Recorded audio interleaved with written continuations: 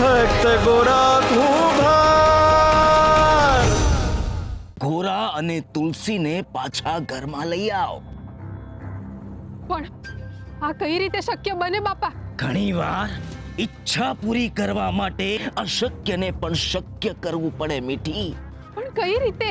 જા, તું જાતે જઈને એ લોકોને હાથે પગે પડી માફી માંગીને પાછા ઘરે લઈ આવ. એટલે શુરા પીગળી જશે. હું બોલો છો બાપા તમે? આવું તો મારો દુશ્મન જ મારા માટે વિચારી શકે.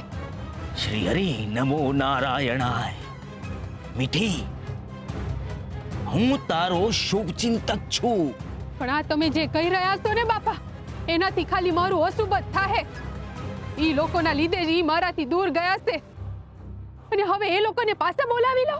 કાંટો હંમેશા કાંટાથી જ નીકળે મીઠી, અને આ તારી લાલચાનો તુક્કો કોઈ કામ નહીં આવે.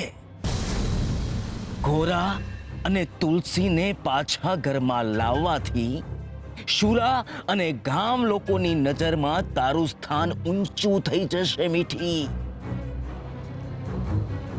બાપા, આ તો મેં જ પાથરેલી ઝાડ મારે સમેટવાની એવી વાત થઈ છે. હા,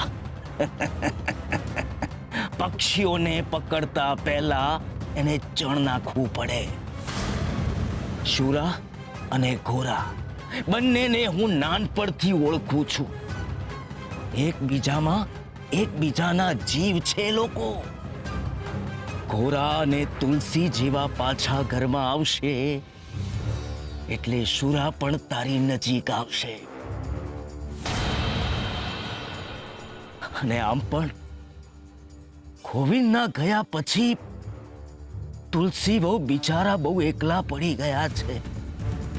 એમને પણ હૂંફની જરૂર છે. એટલે તમને એમના પર દયા આવી રહી છે એમ ને? દયા તો ડાકણને ખાય મીઠી, પણ મેં જે કહ્યું છે ને એ તારે વિચારવાનું છે, અને એ વિચારીને જે કહ્યું એ કરીશ એટલે શુરા ખુશ થઈ જશે. સમજી? શ્રી હરિ નમો નારાયણાય.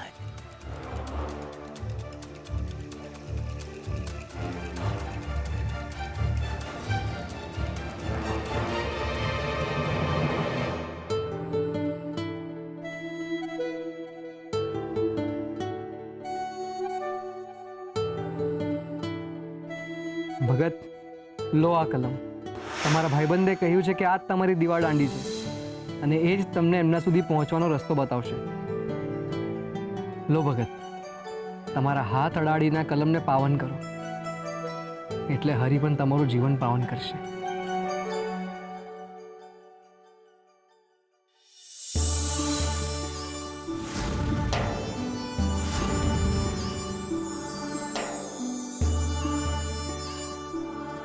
અરે, આ તો ફરો બની ગયો. હરી હરી હરી હરી હરી.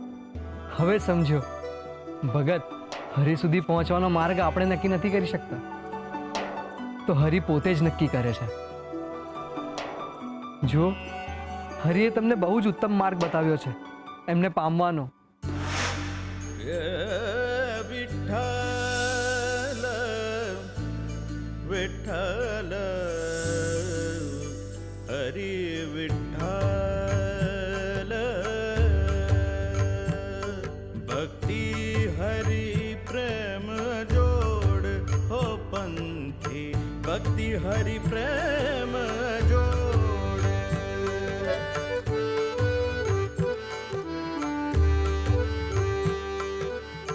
મુખ હરિ ગુણ ગાતા નવ થાકે, હરિ શ્રવણે શ્રુતિ ચોર હો પંથી, હરિ શ્રવણે શ્રુતિ ચોર હો પંથી. ભક્તિ હરિ પ્રેમ જોડ હરિ